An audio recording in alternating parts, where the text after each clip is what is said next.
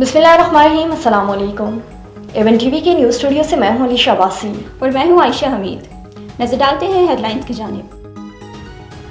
कराची में heavy traffic से अमवात का सिलसिला थम न सका। 1 घंटे में 3 अफराद जान से गए। हादसात लियाकताबाद नंबर 10, गुलिस्तान जौहर ब्लॉक और कमाड़ी गेट नंबर 1 के करीब पेश आया। गुलिस्तान जौहर में मुश्ताहिल अफराद ने मोटरसाइकिल सवार को टक्कर मारने वाले ट्रक को आग लगा दी।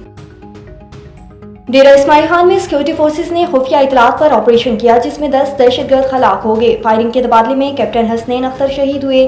सिक्योरिटी फोर्सेस ने ऑपरेशन के दौरान बारूदी मवाद भी बरामद कर लिया।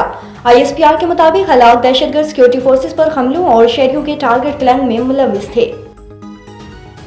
वज़ीर आज़म का दौरा सऊदी अरब रोज़ा रसूल सल्लल्लाहु अलैहि वसल्लम पर भी हाज़िरी दी और नवाफिल अदा किए। उम्मत मुस्लिमा में इत्तेहाद और यगानियत, पाकिस्तान की तरक्की और खुशहाली के लिए दुआ की।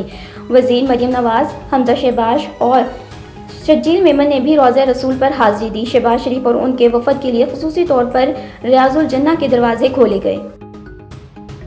PTI ने डॉलर्स लिए हैं अपने आकाओं को खुश करने के लिए। कौमी सलामती कमेटी का बाइकाट किया। जाफर एक्सप्रेस पर हमले पर लीडर ने ना किसी रहनुमा ने ताज़ियत की। गवर्नर सिंह की तनकीद। कहा, PTI के अब नहीं, रहनुमा बानी को जेल से बाहर नहीं आने देना चाहिए।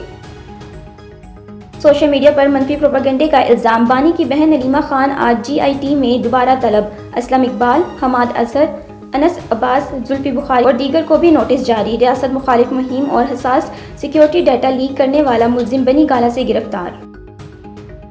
A1 TV के न्यूज़ स्टूडियो से फिलहाल कितना ही। मज़ीद खबरों और अपडेट्स के लिए देखते रहिए A1 TV। A1 TV, सब पे नजर, अंदर की खबर।